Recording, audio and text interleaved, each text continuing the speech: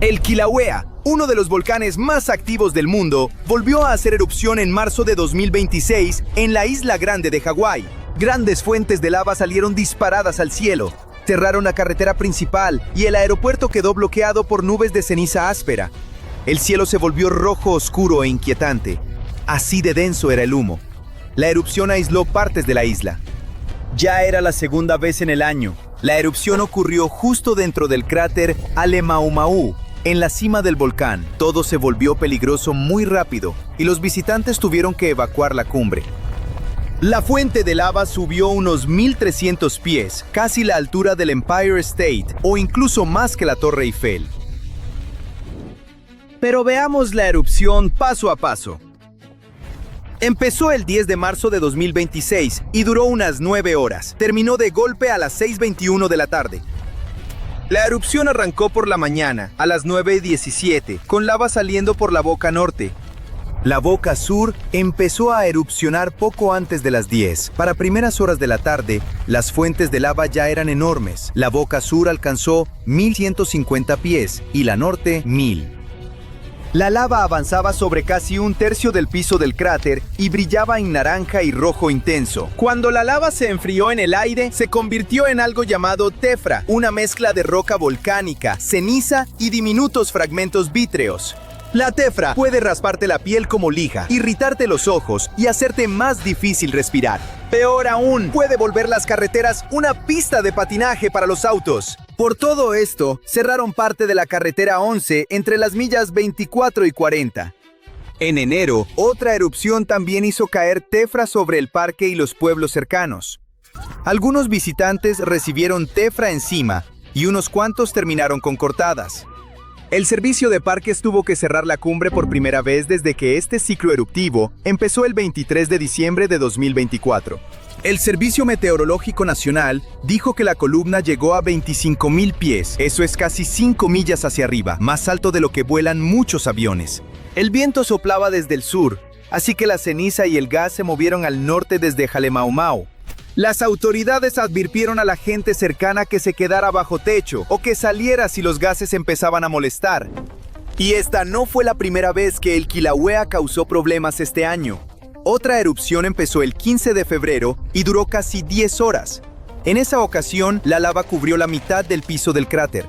Los científicos calculan que salieron 15 millones de yardas cúbicas de lava. Alcanza para llenar miles de albercas o cubrir cientos de canchas de fútbol. A las 2 de la tarde del 10 de marzo seguía cayendo tefra. Los guardabosques ayudaron a evacuar a los visitantes de la cumbre. Todos los senderos y miradores cercanos quedaron cerrados. Los científicos vigilan día y noche qué tan alto sale la lava, qué tan rápido corre, hacia dónde va la nube de ceniza y dónde cae el material. Aunque la lava casi siempre se queda dentro del cráter, la tefra y los gases volcánicos vuelven bastante riesgoso vivir cerca de un volcán. Desde el 24 de diciembre de 2024, el Kilauea ha estado lanzando lava a ratos, sobre todo desde dos bocas en el cráter de la cumbre, una al norte y otra al sur. Las erupciones llegan en ráfagas cortas, por lo general de menos de medio día. Después el volcán se toma un descanso. ¿Podríamos decir que se está relajando? No podemos. A veces esas pausas duran 2 semanas o más, como si la lava tomara aire antes del siguiente espectáculo. Pero hablemos un poco más de la tefra. El mayor problema es que no se queda cerca del volcán. En erupciones pasadas, cayó sobre barrios tan lejanos como Hilo y Puna, dañó sistemas de agua y dejó una limpieza enorme. En el aeropuerto internacional de Hilo cancelaron todos los vuelos nocturnos por la ceniza en el aire, y durante semanas, vecinos y personal del parque estuvieron barriendo tefra de techos, canaletas, calles, prácticamente de todas partes. Según el vocero del parque, la tefra llegó tan lejos por una mezcla de vientos débiles y fuentes de lava extremadamente altas. Cuando eso pasa, los residuos volcánicos caen casi directo sobre el parque y las poblaciones cercanas.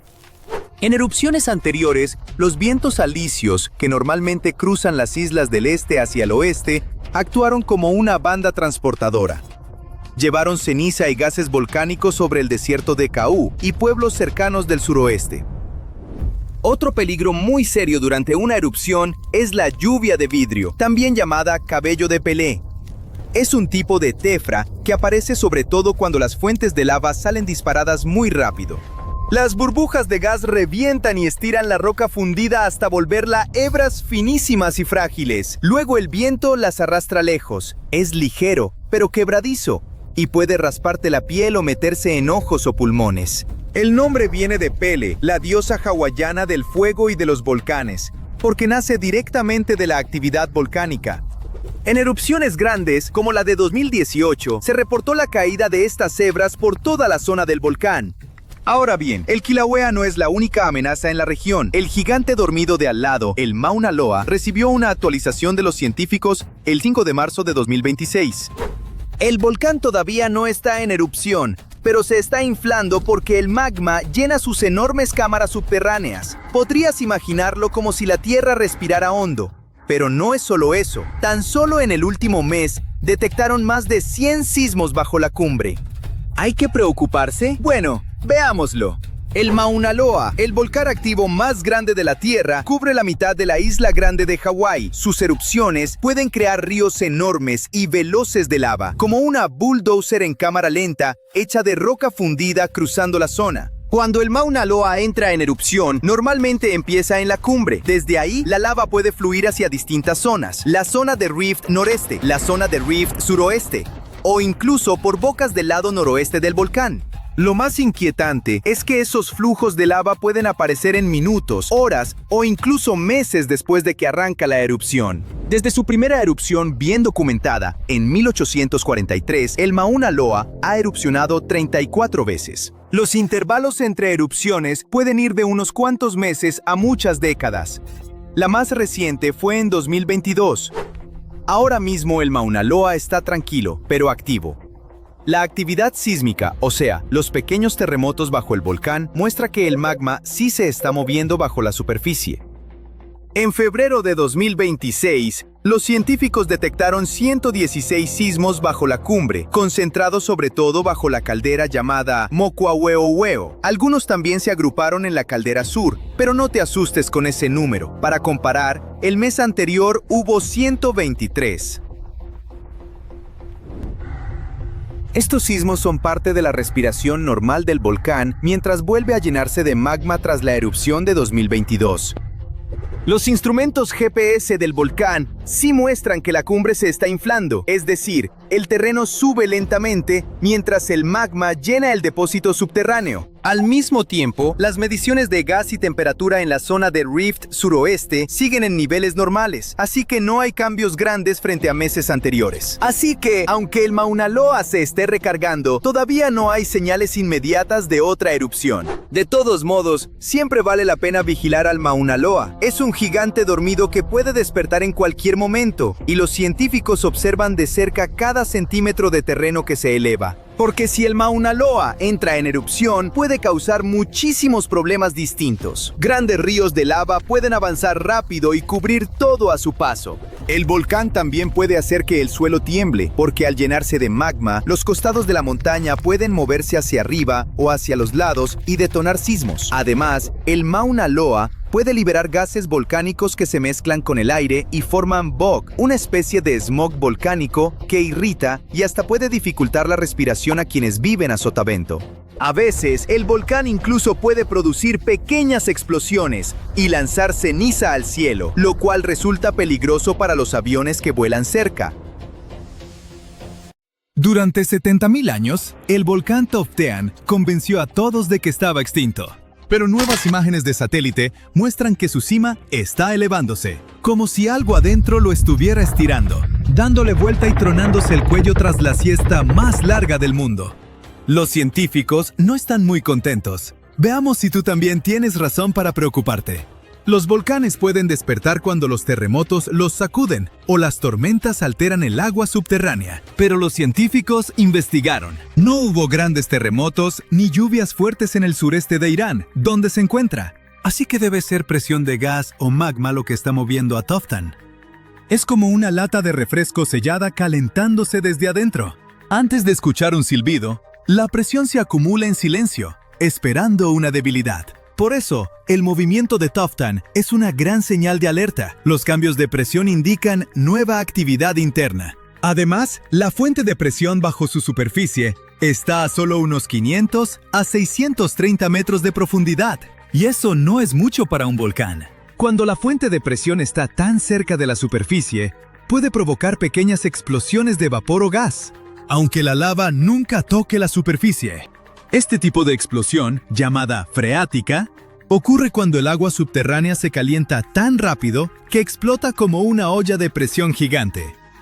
En las películas de Hollywood, las erupciones volcánicas siempre parecen ríos de lava persiguiendo gente por la calle.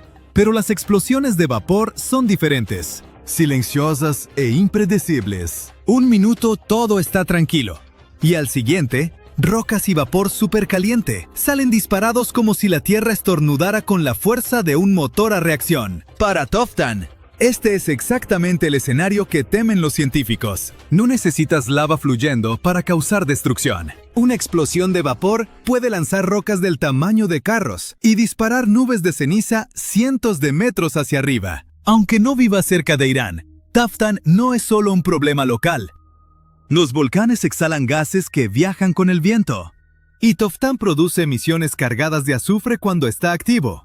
El dióxido de azufre no solo huele mal, sino que afecta la calidad del aire, irrita los pulmones y reacciona en la atmósfera formando partículas que oscurecen la luz solar y enfrían las temperaturas. Eso significa que los países vecinos podrían sentir los efectos aunque nunca vean el volcán. Y si una explosión freática lanza ceniza lo suficientemente alto, podría desviarse hacia rutas de vuelo internacionales como confeti volcánico que nadie pidió. Incluso las erupciones pequeñas pueden tener efectos en cadena. ¿Recuerdas cuando un volcán en Islandia, con un nombre que nunca pronunciaré bien, hizo erupción en 2010? Interrumpió todo el tráfico aéreo en el Atlántico. Y en nuestro caso, una modesta columna de ceniza, desviándose hacia los principales corredores aéreos, podría suspender vuelos en todo el Medio Oriente, el sur de Asia y más allá. Las emisiones de gas no respetan fronteras. Se desplazan, se mezclan y se depositan donde el viento las lleve. Bueno, todo esto suena bastante inquietante, pero con todos los sensores modernos, los científicos deberían saber de una erupción con anticipación, ¿no? En realidad no. Como Toftan está en una región muy remota, instalar estaciones de monitoreo ahí es complicado. ¿Costoso? Y francamente, nunca fue prioridad porque todos asumían que el volcán estaba acabado. Así que ahora los satélites, no los instrumentos en tierra, hacen la mayor parte del trabajo. Los satélites ven el panorama general, pero los instrumentos en la montaña añaden detalle. Y por eso fue tan importante que Toftan fuera reclasificado de extinto a dormido, porque los volcanes dormidos necesitan vigilancia las 24 horas. Cuando un volcán se clasifica como extinto, los países no invierten en planes de evacuación, mapas de riesgo o equipo de monitoreo. Cambiar el estatus de Toftan obligó a todos, desde funcionarios locales hasta científicos globales, a admitir que puede causar problemas. Y eso significa prepararse para la caída de ceniza, emisiones de gas, erupciones repentinas y las preguntas a largo plazo. Preguntas como, ¿y si este despertar no es temporal? ¿Y si es el inicio de un nuevo ciclo de actividad?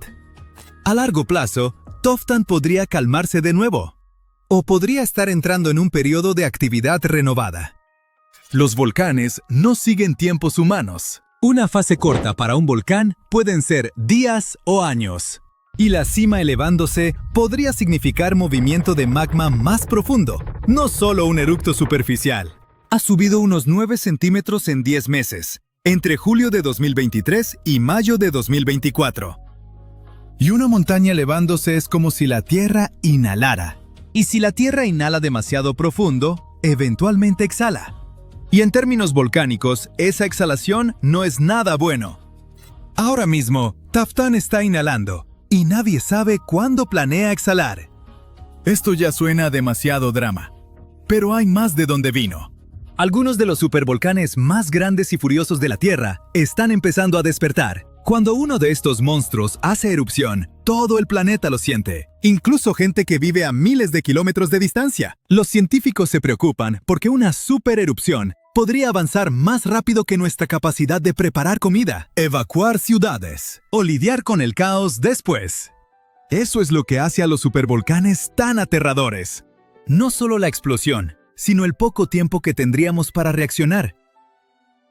Si vives cerca de Nápoles, ya conoces al menos un supervolcán y cómo actúa. Las calles se agrietan, el vapor escapa de la tierra, el puerto se llena de sedimento y enchambres de pequeños terremotos sacuden las ventanas como truenos subterráneos. Todo eso viene de Campi Flegrei, una enorme caldera de supervolcán que hizo erupción por última vez en 1538. Durante años, los científicos interpretaron estas señales como advertencias clásicas de magma ascendente. Pero dos estudios recientes, uno en 2023 y otro en 2025, cambiaron completamente cómo entendemos lo que realmente está pasando. Y sorprendentemente, trajeron un poco de esperanza junto con el peligro. En 2023, los estudios se enfocaron en el dióxido de carbono, un gas que los volcanes expulsan cuando el magma empieza a activarse. En Campi Flegrei, los niveles de CO2 aumentaron después de 2005 a unas 4.000 a 5.000 toneladas al día, lo cual suena como magma subiendo rápido.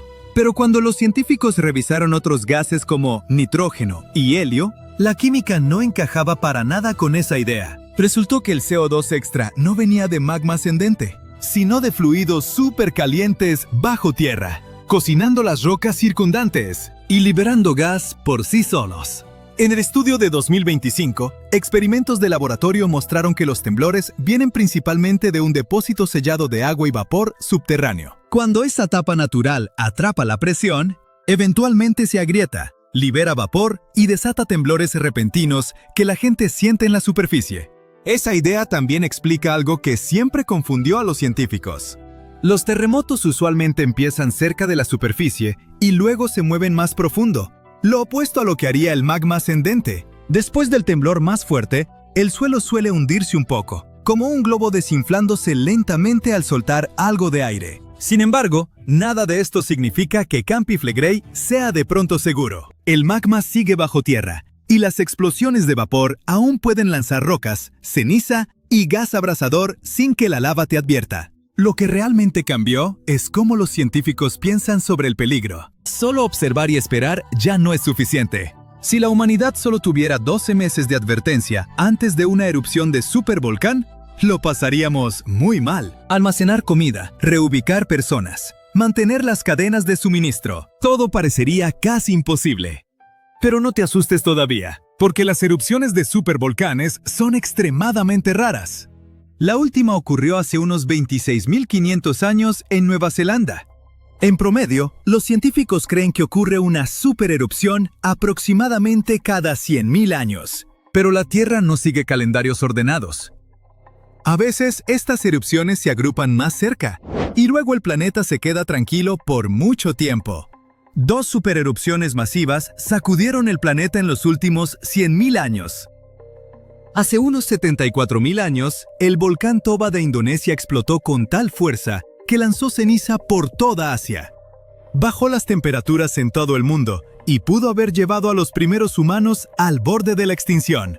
Luego, hace unos 26.500 años, el volcán Taupo de Nueva Zelanda desató una erupción, cubriendo enormes áreas con ceniza y remodelando el paisaje que vemos hoy. Siempre existe la posibilidad de que otra supererupción llegue antes de lo esperado. Esa incertidumbre es lo que mantiene despiertos a los científicos por las noches. Al principio los investigadores pensaron que sus cámaras estaban fallando. Era lo único que podía explicar la extraña imagen frente a ellos. Agua hirviente salía disparada hacia arriba, mientras metano frío burbujeaba justo al lado. Esa combinación no debería existir, pero allí estaba. Los científicos exploraban el fondo del océano cerca de Papúa Nueva Guinea cuando se toparon con un extraño punto caliente en las profundidades. No era como ningún otro. Gas supercaliente y metano frío burbujeaban casi uno junto al otro. Esto casi nunca pasa en la naturaleza, así que los investigadores quedaron bastante impactados. Andaban explorando con un robot de buceo profundo, el ROV Kiel 6000, investigando volcanes submarinos en una remota cadena de islas. Estos volcanes esconden todo tipo de cosas extrañas, pero nadie esperaba encontrar una fuente hidrotermal completa ahí abajo. Además, otras expediciones habían pasado por la zona antes y no la detectaron. Esta vez, las cámaras del robot iluminaron el fondo marino y revelaron una vista extraña. Fuentes hirvientes y gas frío filtrándose del lecho marino. Prácticamente se tocaban. Como saben, normalmente estas dos cosas aparecen en lugares totalmente diferentes. Las fuentes hidrotermales calientes se forman cuando el agua subterránea es calentada por el magma y sale disparada hacia arriba, llevando minerales consigo. Las filtraciones de metano, por otro lado, vienen de capas frías y blandas de sedimento llenas de materia orgánica antigua. Esto se descompone lentamente y escapa como gas. Pero en este lugar, la geología creó una combinación perfecta. Bajo el volcán hay una gruesa capa de sedimento rico en materia orgánica. El magma que sube desde abajo calienta estos sedimentos. Pero al mismo tiempo, también calienta el agua rica en minerales más abajo. Así obtienes dos fluidos muy diferentes: agua ardiente de la fuente y gas metano más frío. Aún así, ambos suben por las mismas grietas del fondo marino. Cuando llegan a la superficie, escapan a solo centímetros de distancia, así que terminas con este extraño vecindario, donde agua mineral hirviente y burbujas frías de metano conviven como mejores amigos. Para los científicos marinos, es como descubrir un unicornio que también puede volar. Es raro, extraño y súper emocionante. Algo aún más emocionante es que junto a esas extrañas fuentes calientes y frías, todo un mini mundo de criaturas ha invadido las rocas.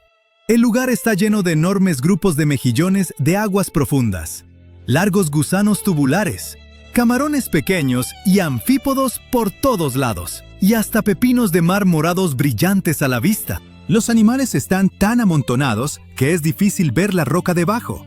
Los científicos están bastante seguros de que algunas de estas criaturas son totalmente nuevas para la ciencia, pero necesitan una expedición especial solo para identificar todo lo que vive ahí. La extraña mezcla de fluidos calientes y gas rico en metano también cambia las rocas mismas. El metano ahí abajo está súper concentrado, mientras que el agua caliente que viene de más adentro del volcán trae químicos consigo. Juntos, crean reacciones inusuales bajo tierra.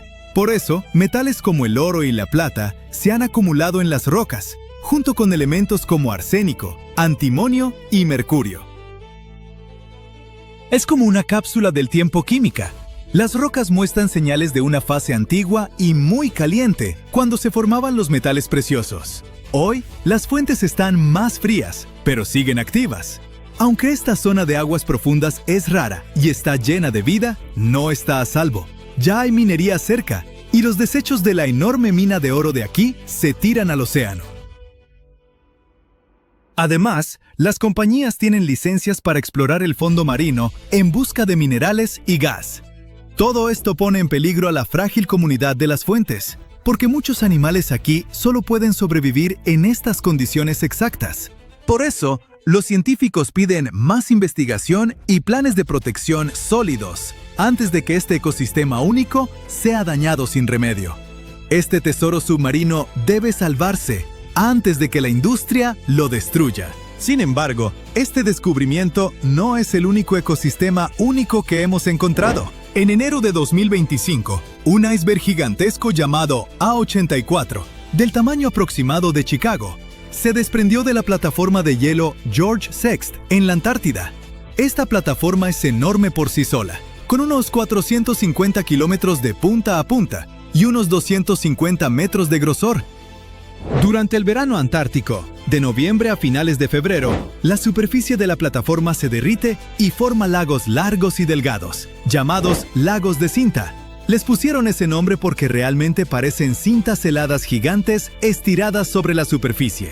Cuando A84 se desprendió y se alejó, expuso parte del fondo marino que había estado sellado bajo el hielo quién sabe por cuánto tiempo. Era un lugar que absolutamente nadie había visto antes. Un equipo de investigación a bordo del barco Falkor también estaba en el mar de Bellingshausen en ese momento. En cuanto supieron del desprendimiento del iceberg, abandonaron su plan original.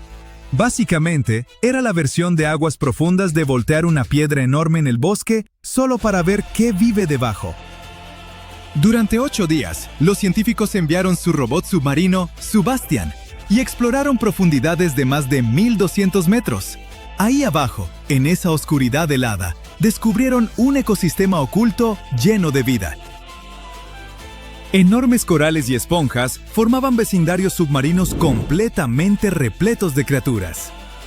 No solo sobrevivían, prosperaban. Sí, los científicos esperaban encontrar algo ahí abajo, pero definitivamente no esperaban ver toda una ciudad submarina de vida antigua. Había anémonas de mar que parecían pequeños árboles esponjosos, arañas de mar caminando como criaturas de otros planetas, peces de hielo, pulpos y toda una mezcla de otros animales. Toda la expedición se transmitió en vivo a investigadores de todo el mundo. Por cierto, las grabaciones siguen disponibles si les interesa. Y aún más padre, los investigadores creen que algunas de las criaturas que vieron podrían ser especies totalmente nuevas. Así es, especies genuinamente nuevas en la Antártida en 2025. Algunas podrían vivir solo en esta zona, y tiene sentido porque la Antártida es básicamente su propio planeta aislado. Está rodeada por la corriente circumpolar antártica, que actúa como un enorme foso acuático que ha mantenido al continente aislado del resto del mundo por millones de años. Pero incluso si las nuevas especies resultaran ser conocidas, los científicos encontraron animales extremadamente raros, como caracoles diminutos, gusanos con cerdas, o sea, poliquetos, pequeños crustáceos e incluso la misteriosa medusa fantasma, que ya parece algo del espacio exterior. El nombre científico es Stygiomedusa gigantea, pero nadie necesita ese trabalenguas, así que medusa fantasma gigante está bien. Esta cosa es enorme. Su campana, la parte superior en forma de sombrilla, puede medir más de 1 metro de ancho. También tiene 4 brazos largos como cintas que pueden estirarse hasta 10 metros. Es el largo de un autobús escolar. De hecho, la primera se recolectó en 1899, pero los científicos no se dieron cuenta de que era un tipo completamente nuevo de medusa hasta 60 años después. Su cuerpo es casi transparente, con un tinte púrpura fantasmal, y en lugar de tentáculos normales, usa esos grandes brazos ondulantes para atrapar presas y alimentarse. Aunque las medusas no tienen cerebro, la forma en que esta medusa fantasma gigante se movía sorprendió a los científicos. Parecía dirigir sus largos brazos con un control sorprendente, especialmente al pasar por espacios estrechos cerca del fondo marino. Se veía cautelosa y casi intencional, lo cual es algo inquietante. ¿Otra criatura quizás más o menos inteligente acechando en el océano oscuro? ¡Genial! Los investigadores también encontraron gusanos con cerdas. Oficialmente se llaman poliquetos, pero gusanos con cerdas suena mucho más divertido. Estos gusanos son comunes en océanos fríos y profundos, y vienen en muchas formas y tamaños. Sus cuerpos están hechos de segmentos, cubiertos de pequeñas cerdas que les ayudan a arrastrarse, percibir el ambiente y defenderse. Uno que destaca es el gusano de escamas antártico, que tiene cerdas doradas brillantes que lo hacen ver sorprendentemente elegante para una criatura que vive en la oscuridad helada. Así que, como ven, todavía hay un montón de lugares y cosas en la Tierra que no parecen reales, o que ni siquiera deberían existir. Y aún con nuestro nivel de tecnología, es poco probable que descubramos todas las maravillas que el mundo tiene para ofrecer en un futuro cercano. ¡Vaya! Los científicos predicen una erupción volcánica que probablemente será una de las más destructivas en la historia de nuestra especie. Hay una probabilidad de 1 en 6 de que ocurra este siglo, y podría cambiar el clima aún más y poner en peligro la vida de millones de personas. En enero de 2022, el volcán Hunga Tonga Hunga Ha'apai entró en erupción en el Océano Pacífico Sur y generó una gran explosión. Envió tsunamis hasta Japón, Norteamérica y Sudamérica. El Tonga en sí sufrió un duro golpe, con daños que costaron casi el 20% de toda la economía del país. Ahora, investigadores del Instituto Niels Bohr de Copenhague han estudiado muestras de hielo de Groenlandia y la Antártida, y sus hallazgos son preocupantes, ya que predicen un posible desastre volcánico global. Dicen que hay una posibilidad real de una erupción mucho mayor, unas 10 a 100 veces más grandes que la del Tonga. En el pasado, erupciones de este tamaño solían cambiar el clima e incluso provocaron el colapso de civilizaciones. A pesar de los riesgos futuros de erupciones volcánicas, los expertos dicen que el mundo no está preparado en absoluto. Michael Cassidy, un vulcanólogo de la Universidad de Birmingham, advierte que no se realizan esfuerzos suficientes para manejar un desastre como este. Dice que la NASA y otras agencias espaciales gastan miles de millones en defensa contra asteroides. Pero una supererupción volcánica es mucho más probable que el impacto de un asteroide. Y en este momento, no hay un plan global para lidiar con una erupción gigantesca, a pesar de que probablemente sea mucho más destructiva. La última erupción de magnitud 7 ocurrió en 1815 en el monte Tambora, en Indonesia. Entonces, miles de personas perdieron la vida en solo unos días. El desastre también alteró el clima y causó escasez de alimentos a nivel mundial, lo que afectó a millones. Esa erupción fue la más grande en la historia registrada. Lanzó una enorme nube de partículas al cielo. Esas partículas bloquearon la luz solar, enfriaron el planeta y causaron caos a nivel mundial. El año posterior a la erupción se conoció como el año sin verano. Las temperaturas se desplomaron, las cosechas fracasaron, la hambruna se extendió y una pandemia de cólera estalló, lo que llevó a la pérdida de decenas de miles de vidas. Un hecho sorprendente. La erupción pudo haber incluso inspirado a Mary Shelley a escribir Frankenstein mientras estaba atrapada en su casa durante el muy frío verano de 1816 en Suiza. Desde entonces, muchos volcanes han entrado en erupción, pero ninguno ha igualado la magnitud del Tambora.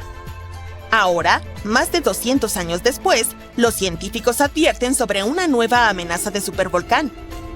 Otra supererupción podría estar en camino y el mundo podría no estar preparado.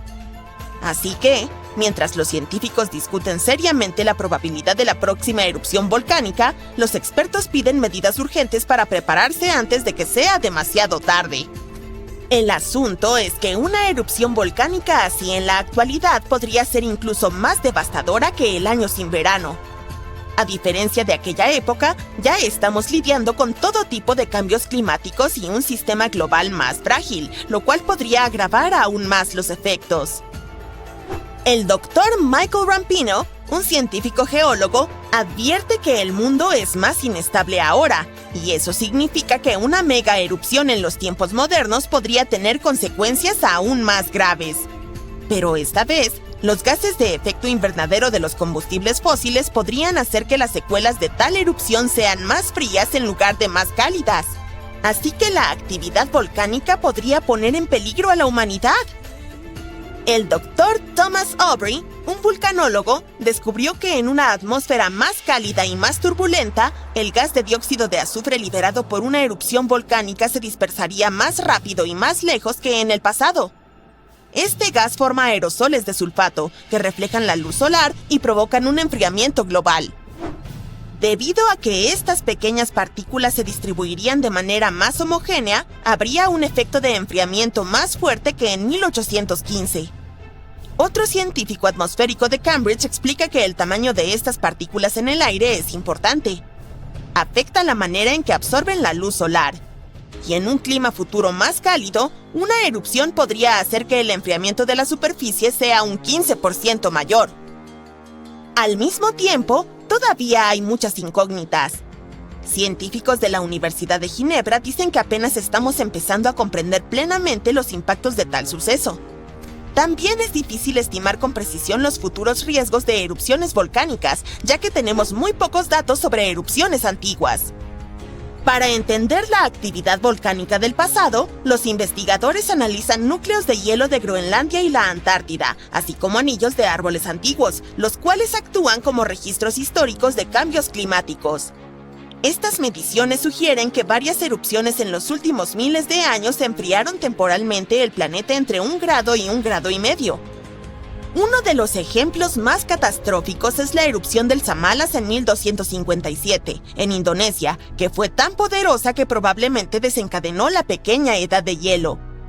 Fue un periodo de enfriamiento global que duró cientos de años. Más recientemente, la erupción del monte Pinatubo en 1991, en Filipinas, enfrió ligeramente la Tierra durante algunos años. Como esta erupción ocurrió en la era satelital, los científicos pudieron medir exactamente cuánto dióxido de azufre se liberó y cómo afectó a la atmósfera.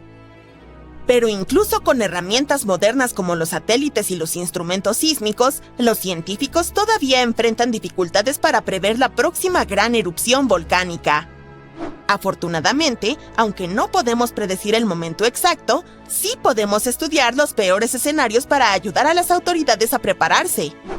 Esto incluye crear planes de evacuación y almacenar alimentos en caso de fallos en las cosechas globales causados por el enfriamiento volcánico. Los cambios en los patrones climáticos podrían hacer que los volcanes estén más activos.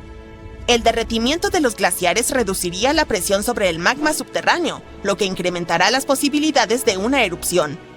Además, una mayor cantidad de lluvias extremas, que son cada vez más comunes, puede filtrarse en las fisuras volcánicas y provocar potentes explosiones impulsadas por vapor. Esto puede afectar tanto a volcanes activos como inactivos. Debido a estos riesgos, los investigadores están mapeando los volcanes que son más vulnerables al cambio climático. Sus estudios muestran que la mayor amenaza de supervolcanes proviene de zonas como Islandia, Chile e Indonesia. Estos son lugares donde los glaciares se están derritiendo rápidamente o las precipitaciones están aumentando de manera dramática.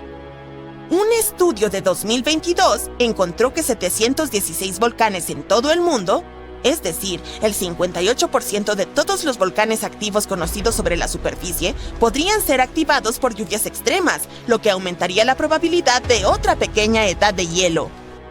Volvamos a la erupción del Hunga Tonga Hunga Ha'apai, que ocurrió el 15 de enero de 2022. Los científicos han confirmado que formó la columna de humo más alta que se ha registrado. El volcán, ubicado bajo el agua en el Pacífico Sur, envió una nube de ceniza a 57.000 metros de altura, es decir, más alto que cualquier erupción registrada anteriormente. Lo que hace esta erupción aún más notable es que fue la primera que alcanzó la mesósfera. Es la tercera capa de la atmósfera terrestre. La mesósfera comienza a unos 50.000 metros sobre la Tierra, donde los meteoritos empiezan a desintegrarse y forman estrellas fugaces. Para medir la altura de la columna de humo, los investigadores de la Universidad de Oxford y Raw Space utilizaron datos de 3 satélites meteorológicos geoestacionarios. Antes de esto, el récord de la columna volcánica más alta lo tenía la erupción del Monte Pinatubo en 1991 en Filipinas, que alcanzó los 40.000 metros de altura. Curiosamente, este tipo de medición solo fue posible gracias a la tecnología moderna de satélites, y hace una década nadie hubiera podido hacer esto. Otro volcán que deberíamos mencionar en relación con un potencial desastre volcánico global se encuentra en la península de Reykjanes en Islandia. Su última erupción tuvo lugar en noviembre de 2024, lo que provocó evacuaciones en las zonas cercanas. La erupción comenzó poco después de las 11 de la noche con Frankenstein, un tiempo increíblemente frío y toneladas de lava. ¿Qué tienen estas cosas en común? Todas se remontan al Monte Tambora. Este volcán de Indonesia tuvo un impacto tan grande que las consecuencias se sintieron en Suiza incluso un año después, y estos lugares están separados por miles de kilómetros. Pronto podríamos enfrentarnos a algo similar de nuevo. Quédate aquí porque estoy a punto de revelar el lugar exacto donde se espera que ocurra la próxima erupción en 2025. En 1815, el Monte Tambora hizo erupción con una fuerza sin precedentes y envió una colosal nube de partículas finas a la atmósfera. Esta nube reflejaba la luz solar y provocó un enfriamiento global e incluso el año sin verano en 1816. Las temperaturas se desplomaron, las cosechas fracasaron y las familias de todo el mundo enfrentaron escasez de alimentos e incluso diversos problemas de salud. Dato curioso: Frankenstein apareció debido al clima anormalmente frío del verano de 1816. La autora, Mary Shelley, quedó atrapada en interiores en Suiza y escribió esta historia para pasar el tiempo. Pero ese es el único resultado positivo. En Inglaterra e Irlanda, la gente luchaba por encontrar comida. Las cosechas fueron muy malas y este año sin verano costó muchas vidas, todo por la erupción en Indonesia. Si bien muchos otros volcanes han hecho erupción desde entonces, ninguno ha tenido consecuencias tan dramáticas como el Tambora. Sin embargo, el profesor de climatología Markus Stoffel de la Universidad de Ginebra cree que las erupciones potencialmente graves no son solo cuestión de suerte, sino de tiempo. Así que depende de nosotros. Podemos quedarnos quietos y esperar lo inevitable o podemos empezar a prepararnos. Esta futura erupción ocurrirá en un mundo que es muy diferente del de 1815. No solo nuestro planeta está ahora más densamente poblado, sino que también hemos pasado por cambios irreversibles que afectan nuestra vida diaria. Bien, si piensas que los volcanes siempre son los malos del cuento, estás en un error. De hecho, han desempeñado un papel crucial en la evolución de nuestro planeta.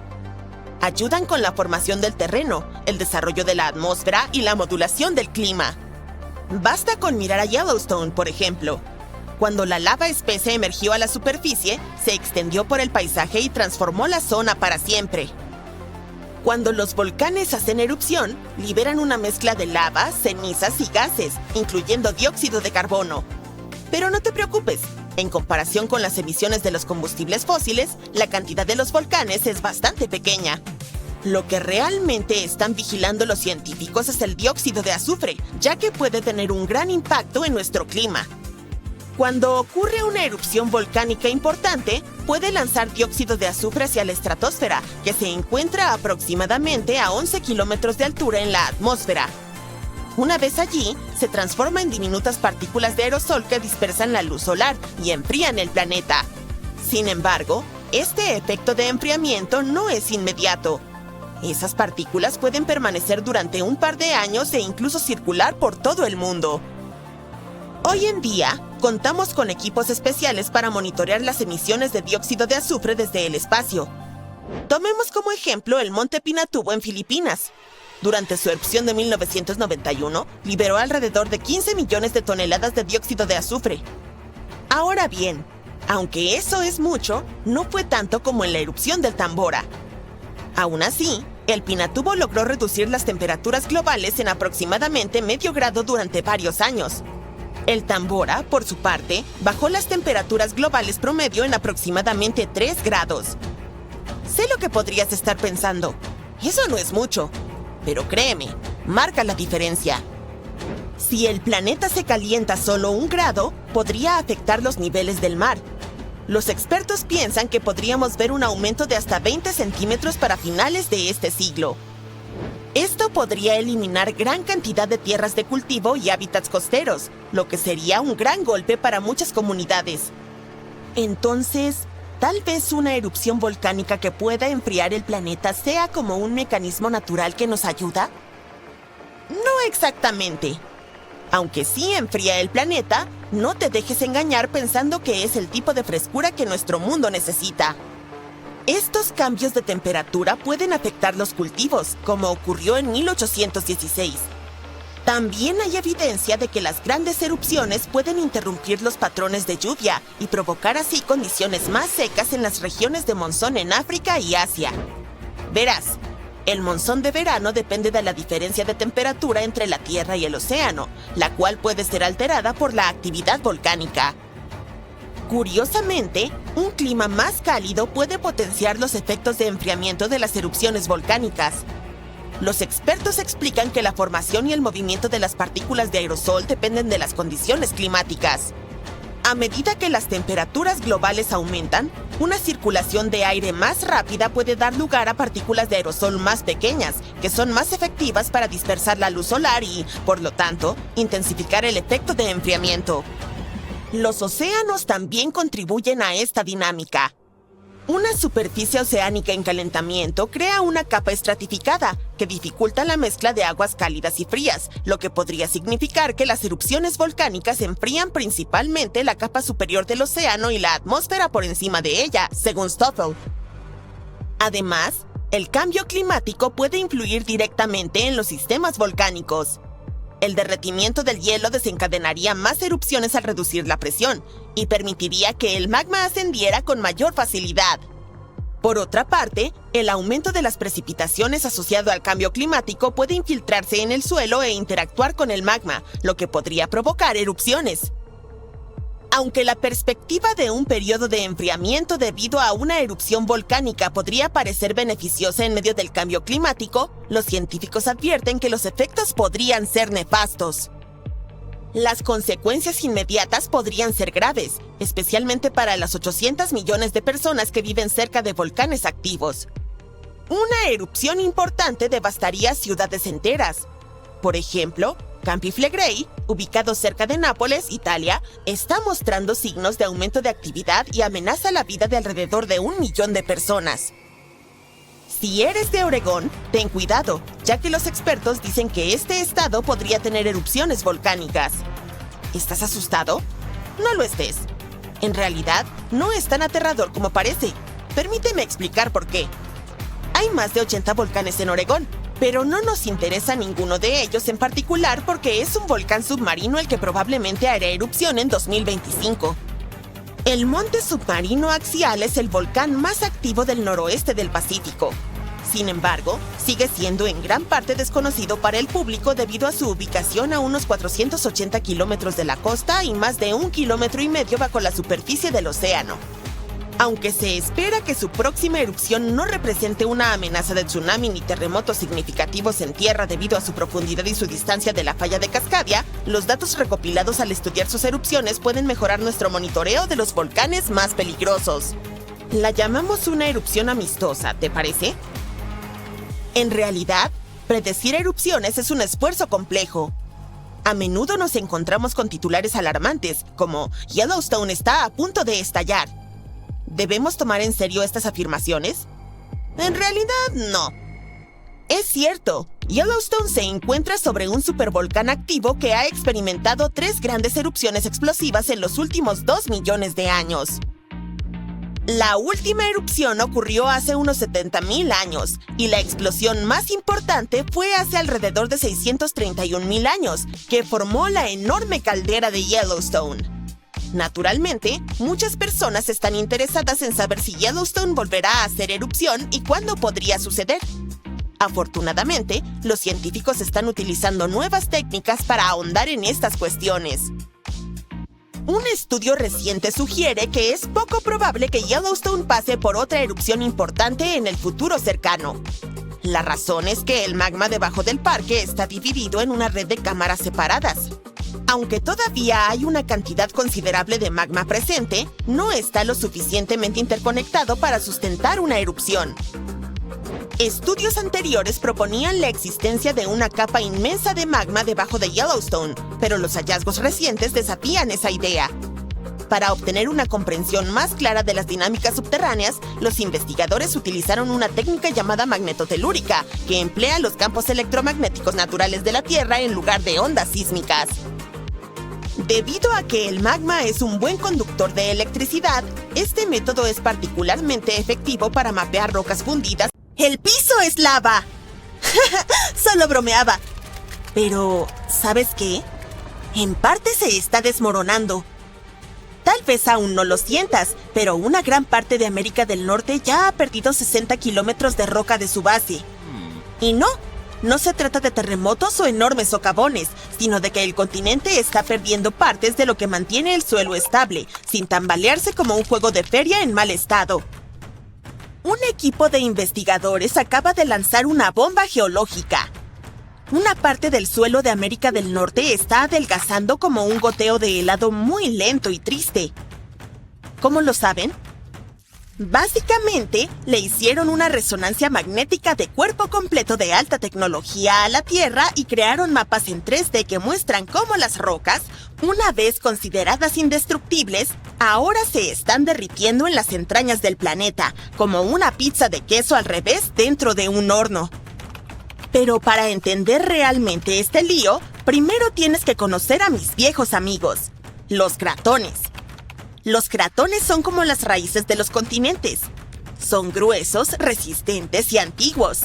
Tienen miles de millones de años de antigüedad.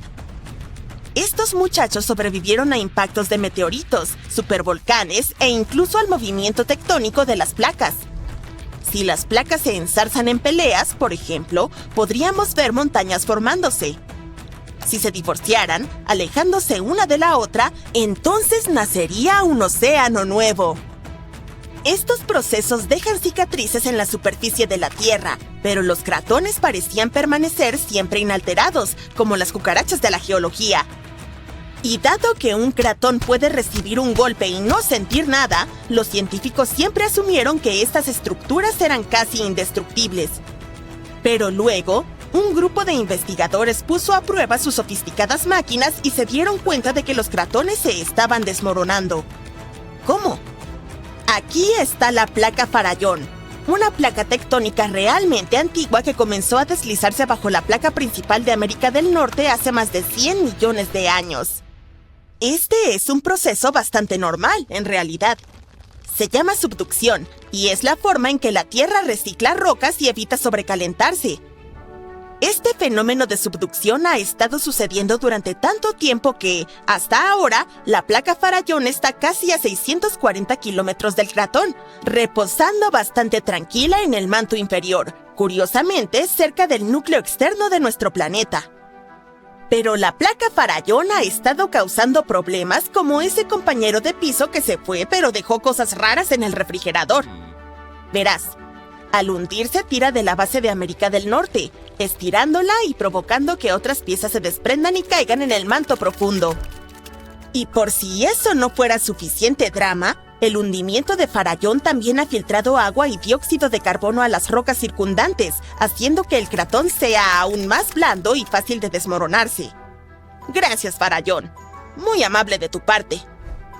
Al estudiar cientos de terremotos a través de miles de estaciones de monitoreo, los científicos han confirmado la historia. Grandes bloques de material continental están descendiendo y adelgazando el cratón hasta en 60 kilómetros. Suena dramático, ¿verdad? Pero no te preocupes, esto está ocurriendo a un ritmo muy lento.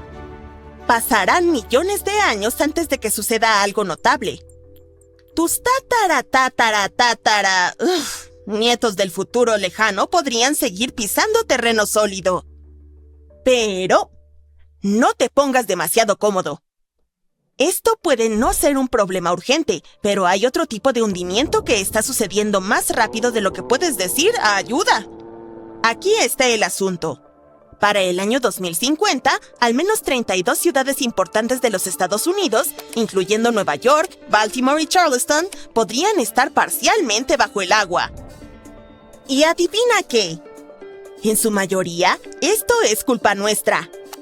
Los científicos han notado que, desde 2007, algunas ciudades se han ido hundiendo en el suelo entre 1 y 2 milímetros cada año. Charleston, en Carolina del Sur, ocupa el primer lugar de la peor manera posible, hundiéndose 4 milímetros anualmente.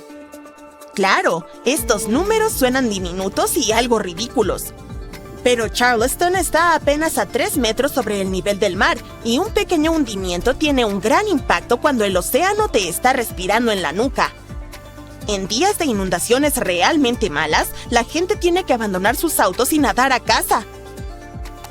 Todo este fenómeno se llama subsidencia de la Tierra.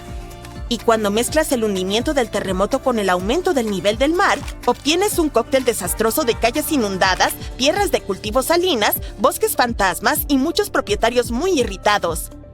Y no se detiene solo en las viviendas. Infraestructuras como puentes, caminos, aeropuertos y plantas de energía, todas cosas de las que dependemos diariamente, también están en riesgo de sufrir graves daños. Las redes eléctricas inundadas y las autopistas hundidas podrían causar miles de millones más en pérdidas económicas y crear peligros importantes para la seguridad. Bien, seamos justos. No todo es culpa de la humanidad. Algunos de estos problemas se remontan hasta la era del hielo. Hace unos 12.000 años, enormes capas de hielo cubrían el norte de Estados Unidos.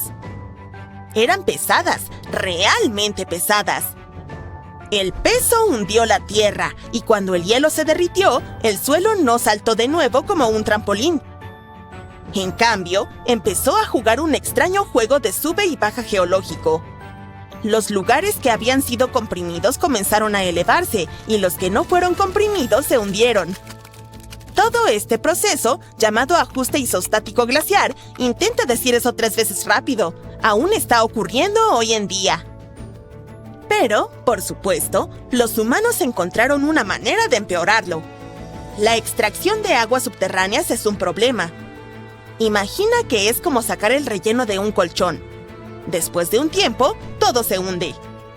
En lugares como el Valle Central de California, la tierra está descendiendo hasta 20 centímetros al año porque seguimos bombeando agua durante las sequías. En ciudades como Nueva York, el problema no es solo el agua. Los propios rascacielos lo están empeorando. Sí, resulta que si apilas millones de toneladas de concreto y acero sobre terreno blando, tiende a aplanarse. Y en caso de que te lo preguntes, la masa total de los edificios de Nueva York es de alrededor de 762,000 millones de kilogramos. Aproximadamente lo mismo que 3,5 millones de estatuas de la libertad apiladas. Con tanto peso concentrado en un área relativamente pequeña, los suelos subyacentes no tienen otra opción que comprimirse con el tiempo. Y si pensabas que no podía ser más complicado, te equivocas. Hemos estado construyendo represas que impiden que los ríos lleven sedimentos frescos a las áreas costeras. Ese sedimento es algo así como la manera que tiene la madre naturaleza de esponjar de nuevo el suelo. Sin él, las tierras costeras se están compactando como una esponja vieja. Además, cuando se drenan los humedales para la agricultura o la construcción, el suelo pantanoso se seca y colapsa. Honestamente, es como si el suelo no pudiera tomarse un respiro. Los científicos también notaron que las áreas que solían ser exuberantes humedales ahora están entre los lugares que se hunden más rápido en el país, especialmente a lo largo de la costa del Golfo. Luisiana, por ejemplo, ha perdido una cancha de fútbol de tierra debido a esta combinación de subsidencia y aumento del nivel del mar. Entonces, ¿cuál es el objetivo final para nosotros, gente común, que solo quiere vivir por encima del nivel del mar? Pues no pinta bien. Bosques fantasmas, que básicamente son bosques inundados, están apareciendo. Las tierras de cultivo se están salinizando y volviendo inutilizables, e incluso inundaciones en días soleados, en las que las calles se inundan sin que haya llovido, se están volviendo. Yellowstone es el volcán del fin del mundo favorito del Internet. Quizá escuchaste la predicción, una supererupción, luego un continente cubierto de ceniza y las temperaturas bajando. Un escenario perfecto de película de desastres. Pero los geólogos se preocupan por otro tipo de volcán. Uno que no va a explotar solo una vez. Podría abrir el suelo, inundar todo un continente con lava y volver el aire irrespirable. Y lo sabemos porque ya pasó antes. Ahora mismo, los investigadores creen que podría haber unos 20 supervolcanes repartidos por el planeta. En resumen, les tememos. En detalle, una gran erupción supervolcánica podría colapsar la sociedad moderna tal como la conocemos. Un volcán normal puede causar un desastre local, puede arrasar una ciudad y convertir una región en zona restringida. Cuando el monte Santa Elena explotó en 1980, fue enorme. La erupción voló la cima de una montaña y aplanó bosques como si fueran fichas de dominó. Le mostró al mundo lo aterrador que pueden ser los volcanes. Pero en términos geológicos, no se acerca ni de lejos a lo que un supervolcán podría hacer. El monte Santa Elena arrojó cerca de 1.4 kilómetros cúbicos de ceniza, suficiente para apilar una cancha de fútbol americano a 240 kilómetros de alto. En comparación, un supervolcán podría enterrar todo Texas bajo 1,5 metros, y Texas mide unos 1,300 kilómetros. Volcanes como el Santa Elena son montañas que se forman con el tiempo, capa tras capa, como si la naturaleza apilara cera derramada. Erupcionan, se enfrían, erupcionan de nuevo, y terminas con un cono que se ve bien en fotos. Un supervolcán es como un hoyo escondido. Se parece a un enorme tanque subterráneo de roca fundida, cubierto por una gruesa capa de corteza. Imagina la cámara de magma como un cuarto enorme bajo tierra, y el suelo encima es el techo. Durante una supererupción, se abren grietas en el suelo, y el magma se abre paso hacia arriba como vapor saliendo de una olla a presión. Ceniza y gas rugen hacia el cielo. Puede empezar en varios puntos a lo largo de un área extensa, no en un solo agujero. La cámara de magma puede vaciarse tan violentamente que el techo sobre ella colapsa. El terreno se hunde y lo que queda es una enorme cicatriz en forma de cuenco llamada caldera. Y Yellowstone es el mejor ejemplo. Hace unos 631.000 años, Yellowstone tuvo una erupción masiva y dejó una caldera gigante de unos 48 por 72 kilómetros. Hoy es un parque nacional, pero también es básicamente una huella, como una advertencia. Si Yellowstone volviera a hacer erupción, las primeras nubes supercalientes de ceniza y gas podrían expandirse y quemar todo a su alrededor. Luego, la ceniza se esparciría. Y la ceniza no es como el polvo de la chimenea. Duele al respirarla, arruina motores y puede suspender vuelos y maquinaria. Los volcanes normales afectan sobre todo el área que los rodea con lava. Una supererupción convierte el aire mismo en un peligro real. La ceniza se extiende lejos y traba todo de lo que dependemos. En las alturas, el azufre puede convertirse en una neblina fina que bloquea algo de luz solar. Eso puede enfriar las cosas por un tiempo y afectar las temporadas de cultivo, incluso lejos de la erupción. Y los vientos pueden esparcir ese efecto mucho más allá de Estados Unidos. Sin embargo, los geólogos se preocupan por algo aún peor. Un tipo de erupción que puede seguir en oleadas y cubrir regiones enormes con lava. Se llama Gran Provincia Ígnea. No es un volcán, es un tramo entero de corteza que empieza a derramar lava por largas grietas, una y otra vez, durante mucho tiempo. En vez de una gran explosión, es como si la Tierra abriera una llave de lava que nunca se cierra. Imagina una grieta en el suelo de cientos de kilómetros de largo. De esa grieta sale un mar de lava. Pero no es la lava espesa y lenta que ves en Hawái. Es lava caliente, fluida, que se mueve rápido y no se detiene. Se esparce, inunda zonas bajas, se apila en capas y luego lo hace otra vez. Y eso es lo que hace a las grandes provincias ígneas más aterradoras que un supervolcán. Se alargan, pueden erupcionar en punzos repetidos durante cientos de miles o hasta algunos millones de años. Tenemos las cicatrices aquí mismo en Estados Unidos. Hace unos 17 millones de años, el noroeste del Pacífico se abrió y creó los basaltos del río Columbia. La lava no solo cubrió la Tierra, la ahogó. La cantidad total fue de unos 175.000 kilómetros cúbicos. Suficiente para cubrir todo Estados Unidos con unos 18 metros de lava. Pero, ¿cómo puede la Tierra producir tanta lava como para enterrar una cordillera? Es porque el planeta sigue agitándose por dentro. Imagina la Tierra como una olla de sopa espesa de tomate sobre una estufa. El núcleo de la Tierra es la estufa y está extremadamente caliente. La sopa es el manto, una capa gruesa de roca que se mueve lentamente. De vez en cuando, una masa enorme de roca sobrecalentada sube desde lo profundo del manto, posiblemente desde el límite sobre el núcleo. Los científicos la llaman pluma del manto. Cuando llega a la corteza más fría, se extiende, empuja hacia arriba y cuando la atraviesa, no forma una montaña ordenada. Puede abrir largas grietas y alimentar erupciones en ráfagas repetidas durante mucho tiempo. Sin embargo, aunque la lava quema todo a su paso, no es lo que destruye el planeta, es el gas. Estas erupciones liberan cantidades enormes de dióxido de carbono y azufre. Y podemos suponer las consecuencias, porque ya pasó antes. Y no solo una vez. Hace unos 252 millones de años, una erupción masiva de Gran Provincia Ígnea comenzó en lo que hoy es Siberia. Coincide con el peor evento de extinción en la historia de la Tierra, la Gran Mortandad. Alrededor del 90% de las especies desaparecieron. Cantidades enormes de gas inundaron la atmósfera y atraparon calor. El océano absorbió parte de ese gas y se volvió más ácido. La lluvia ácida cayó una y otra vez. La vida en la Tierra se desplomó. Los científicos creen que en los últimos 500 millones de años ha habido 16 extinciones importantes como esta, y que 15 de ellas coinciden de cerca con las grandes provincias ígneas. Estas formaciones geológicas cambiaron la Tierra tantas veces que los científicos ahora se preguntan: ¿y si Yellowstone y esa enorme inundación de lava en Oregón son en realidad parte del mismo sistema? Mira Idaho desde el espacio y verás una larga franja plana que cruza el estado, llamada la llanura del río Snake. Apunta desde la antigua zona de inundación de lava hacia Yellowstone, como un rastro. Ese camino existe porque la superficie de la Tierra se mueve. La capa exterior está dividida en placas gigantes que se deslizan lentamente. Debajo de Idaho y Yellowstone, una zona caliente profunda sigue alimentando erupciones. Conforme la placa se mueve, la zona de erupción se desplaza con ella, dejando un largo rastro detrás. Por eso las rocas son más antiguas entre más te alejas de Yellowstone.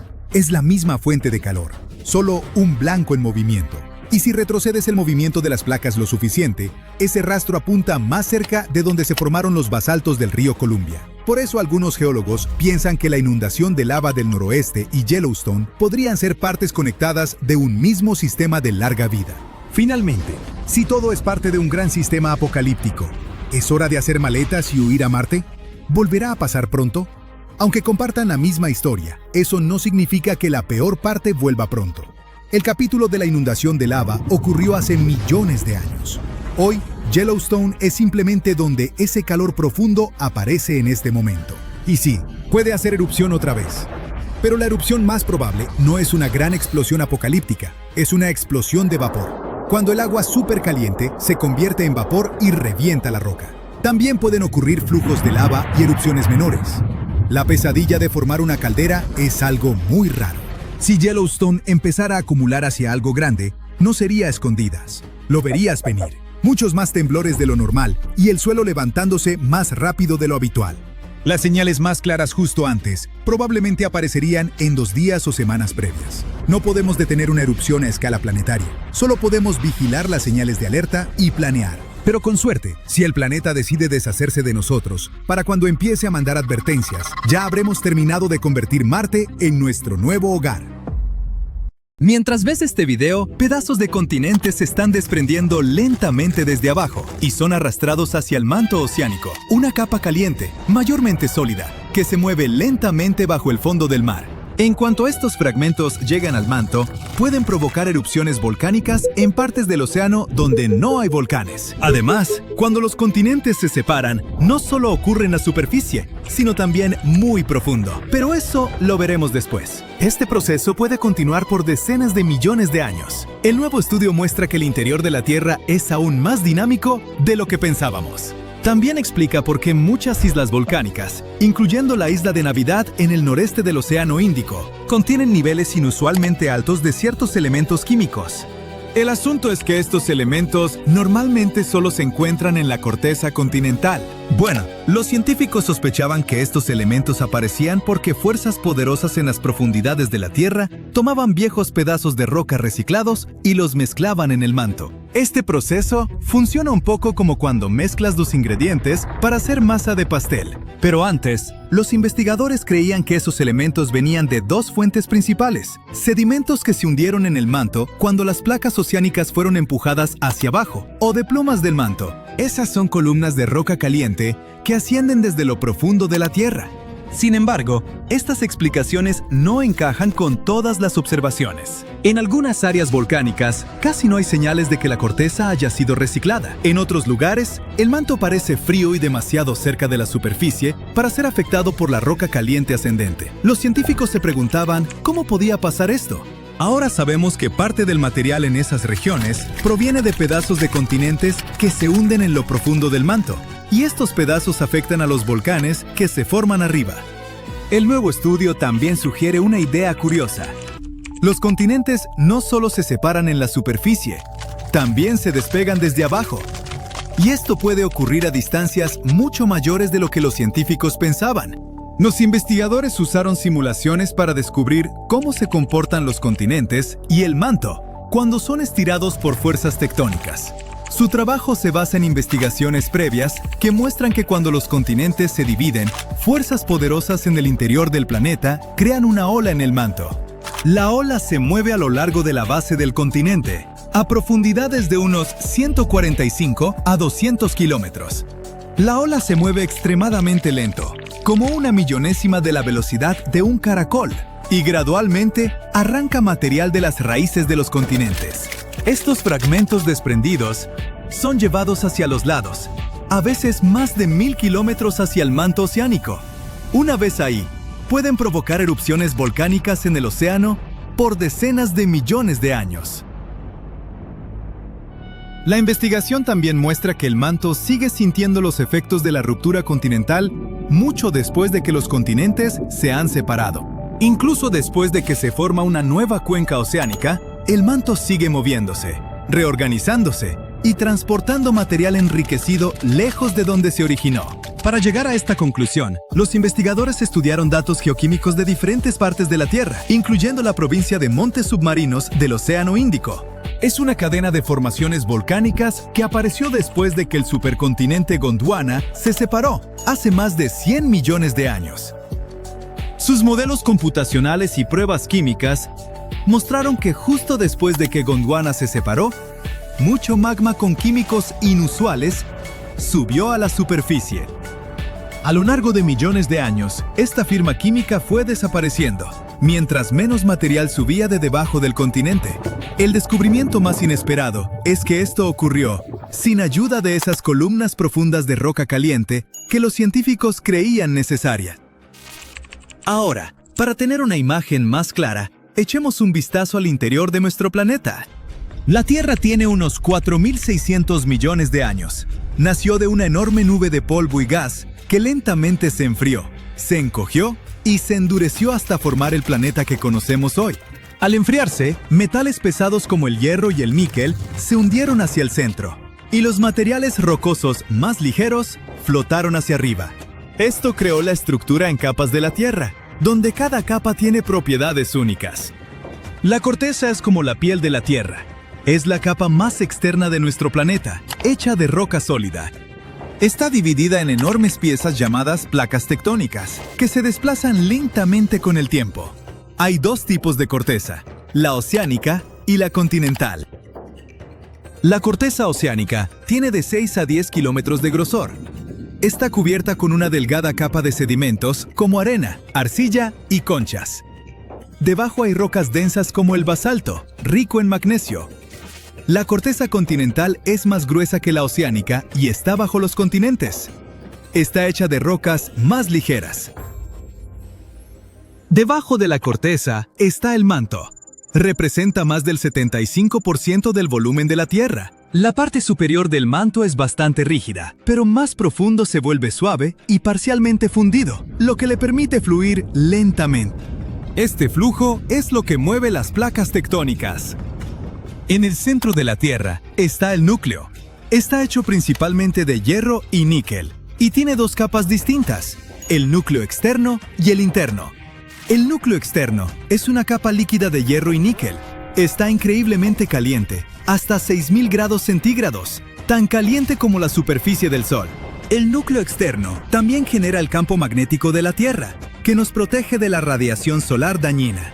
El núcleo interno es sólido, debido a la presión aplastante dentro del planeta. También está hecho de hierro y níquel. Ahora, la capa externa de la Tierra llamada litosfera está compuesta por la corteza y la parte superior del manto. Está dividida en grandes piezas llamadas placas tectónicas. Hay algunas placas muy grandes y muchas más pequeñas.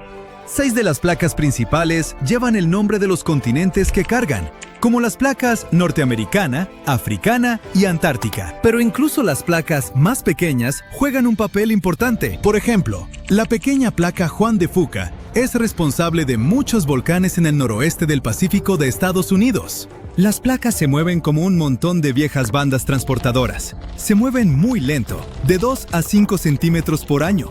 Pero a lo largo de millones de años, este movimiento moldea la cara de nuestro planeta. La mayoría de los terremotos, volcanes y formación de montañas ocurren donde las placas se encuentran, se separan o se deslizan una junto a otra. Hay 3 tipos principales de límites de placas. Convergentes, cuando las placas se mueven una hacia otra. Divergentes, cuando se separan. Y transformantes, cuando se deslizan lateralmente una junto a otra. Cuando las placas tectónicas chocan, la corteza se arruga y se pliega, formando cordilleras. Hace unos 55 millones de años, India chocó contra Asia, creando lentamente el Himalaya, las montañas más altas de la Tierra. La colisión continúa hoy, así que las montañas siguen creciendo. El monte Everest, el punto más alto de la Tierra, podría incluso crecer un poquito más con el tiempo. En algunos límites convergentes, una placa oceánica se sumerge bajo una placa continental, en un proceso llamado subducción.